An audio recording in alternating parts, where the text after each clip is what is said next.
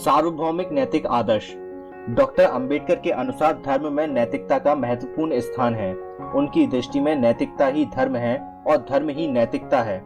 यह भी कहा जा सकता है कि यद्यपि उनके धर्म में ईश्वर के लिए कोई स्थान नहीं है, परंतु फिर भी धर्म में नैतिकता का वही स्थान है जो मजहब रिलीजन में ईश्वर का होता है। धर्म में प्रार्थनाओं, तीर्थ यात्राओं, कर्मकांडों, पुरातनवादी रीति रिवाजों तथा बलि कर्मों के लिए कोई स्थान नहीं है, क्योंकि इनका नैतिक व्यवस्था से विशेष संबंध नहीं है। डॉक्टर साहब तो नैतिकता को ही धर्म का सार मानते हैं। नैतिकता नहीं तो धर्म नहीं। मानव केंद्रित धर्म में नैतिक आदर्श ही प्रमुख हैं, क्योंकि वे ही आदमी को आदमी के प्रति मैत्री के लिए प्रेरित करते हैं। अब प्रश्न पैदा होता है कि नैतिक आदर्श वर्गाधारित हों या सार्वभौमिक। विद्वान डॉक्टर ने सार्वभौमिक नैतिक आदर्शों को स्वीकार करने पर बल दिया है। यह एक बड़ा मौलिक प्रश्न है कि नैतिकता को सार्वभौमिक क्यों बनाया जाए। डॉक्टर अंबेडकर की दृष्टि से मानव समाज को कायम रखने के लिए केवल सदाचार ही पर्याप्त नहीं है। सदाचार के सिद्धांत पवित्र एवं व्यापक होने चाहिए। समाज चाहे प्राचीन हो अथवा आधुनिक, उसमें कुछ चीजें या विश्वास ऐसे होते हैं जो पवित्र माने जाते हैं। जब कोई विश्वास पवित्रता की सीमा में आ जाता है तो उसका सामाजिक स्तर निश्चय ही ऊंचा उठ जाता है। इसका अर्थ यह भी है कि उस विश्वास के विरुद्ध आचरण नहीं किया जा सकता। उसका उल्लंघन करने में कुछ भय प्रतीत होता है। ऐसा करना सर्वथा निषिद्ध हो जाता है। इसके विपरीत जिस चीज या विश्वास को पवित्र नहीं माना जाता, उसके विरुद्ध आचरण किया जा सकता है। अर्थात आदमी बिना किसी भाव के अथवा आत्म प्रताड़ना के उस विषय में जैसा चाहे कर सकता है। पवित्रता में धार्मिकता का पुट होता है।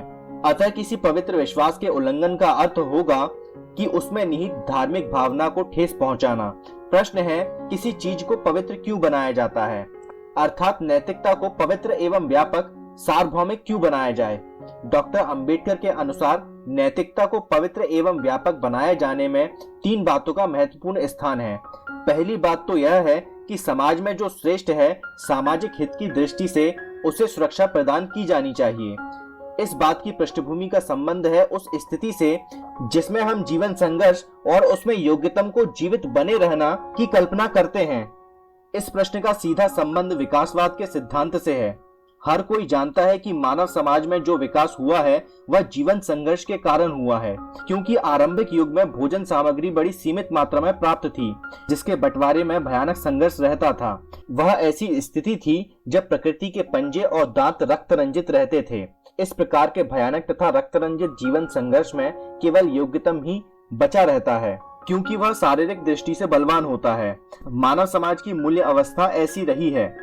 फिर भी बहुत प्राचीन काल में किसी न किसी ने यह प्रश्न उठाया होगा कि योग्यतम अर्थात सबसे अधिक शक्ति संपन्न ही श्रेष्ठतम भी माना जाना चाहिए। क्या जो निर्बलतम है उसे भी संरक्षण देकर बचाया जाए तो समाज की दृष्टि से यह अच्छा सिद्ध नहीं होगा? क्या निर्बल लोग समाज की दृष्टि से श्रेष्ठ नहीं हो सकते? इसका स्वीकारात्मक उत्तर अवश्य मिला होगा। तब यह भी प्रश्न उठा होगा कि कमजोरों के संरक्षण का क्या उपाय है। इसका एकमात्र उपाय यही था कि जो योग्यतम शारीरिक दृष्टि से बलवान है उस पर कुछ प्रतिबंध लगाए जाएं, ताकि वह कमजोरों को भी जीने दे। कमजोर भी समाज का श्रेष्ठ नागरिक हो सकता है, भले ही वह शारीरिक दृष्टि से योग्यतम ना हो। इसी स्थिति में नैतिकता का मूल और आवश्यकता छिपी हुई है। इसलिए नैतिक आदर्शों को पवित्र तथा व्यापक बनाया जाना आवश्यक था। नैतिक पाबंदियां न केवल योग्यतम पर बल्कि समाज के सभी नागरिकों पर होना जरूरी था। ऐसा करने से न केवल शारीरिक दृष्टि से बलवान अनुशासित होता है, अपितु कमजोर को भी संरक्षण मिलता है जो अन्यथा श्रेष्ठ हो सकता है। डॉक्टर अंबेडकर की दृष्टि से नैतिकता को पवित्र तथा व्यापक बनाने में वर्ग नैतिकता को समाप्त करने का ध्येय है। जहां ग्रुप नैतिकता होती है वह एक ओर अपने समूह का हित साधन करती है और दूसरी ओर वह सामाजिक भी बन जाती है। इससे समाज में विचित्र स्थिति पैदा हो जाती है। ऐसा नहीं है कि चोरों में अपनी कुछ नैतिकता न हो, व्यापारियों में भी नैतिकता पाई जाती है।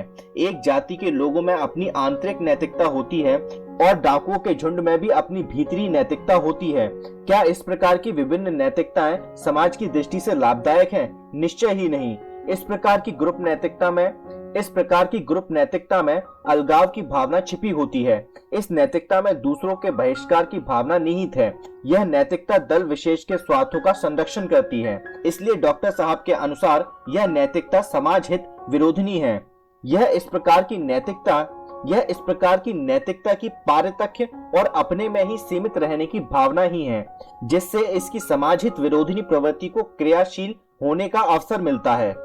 यह बात उस समय लागू होती है जब कोई भी एक दल अपने स्वार्थों की रक्षा करने के लिए नैतिकता का आश्रय लेता है।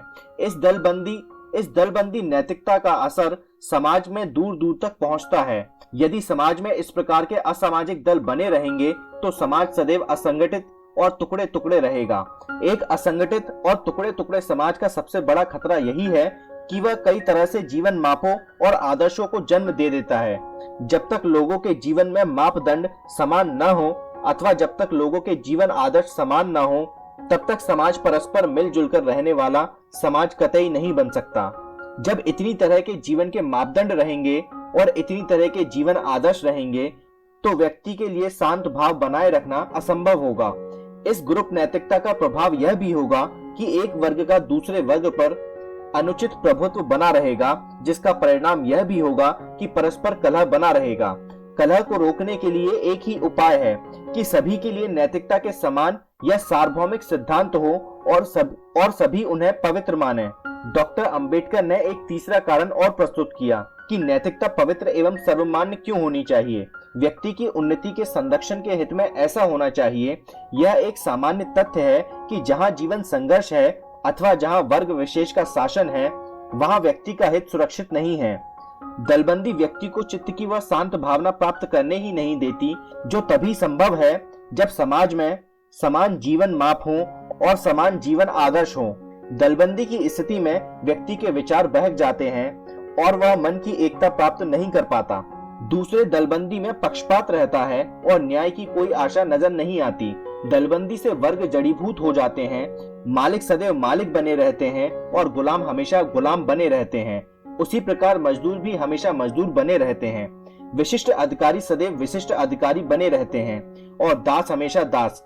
इसका मतलब है कि कुछ लोगों के लिए तो स्वतंत्रता बनी रहती है, किंतु सभी के लिए नहीं। इसका यह भी अर्थ है कि चंद लोगों के लिए समानता हो सकती है, किंतु अधिकांश के लिए नहीं। कुछ वर्ग आर्थिक खुशहाली में जीते हैं तो जन समुदाय गरीबी में। यह अन्यायपूर्ण व्यवस्था हो रही है। इसका क्या उपाय है? एक ही उपाय है कि बंधुत्व भावना को सार्वभौमिक और प्रभावशाली बनाया जाए। बंधुत्व भावना क्या है? मनुष्य हर मनुष्य को अपना भाई समझे, यही बंधुत्व भावना अर्थात नैतिकता है।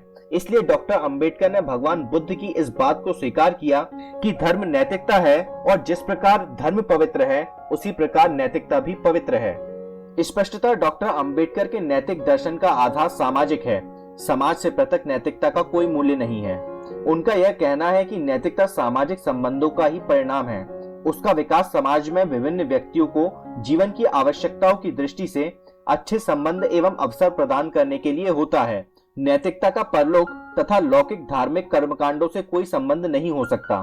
आध्यात्मिक तथा पारलौकिक लक्ष्य में यदि वे हैं, कोई साझेदारी नहीं हो सकता। नैतिकता तो वर्तमान जगत के पारस्परिक व्यवहारों की मान्यता होती है ताकि आदमी आदमी के बीच शुभ संबंधों का समुचित विकास हो। समाज में सांसारिक व्यवस्था तथा कल्याण की चिंता ही नैतिकता को जन्म देती है और मानवीय संकट उसमें आवश्यक परिवर्तन के लिए योगदान करते हैं। इसलिए डॉक्टर अंबेडकर की दृष्टि से नैतिकता नितांत मानव केंद्रित है और उसमें सामाजिक नियम तथा संबंध निहित हैं। उनके अनुसार मानवीय संबंधों में विकृतियां मानसिक तथा नैतिक पतन का कारण है।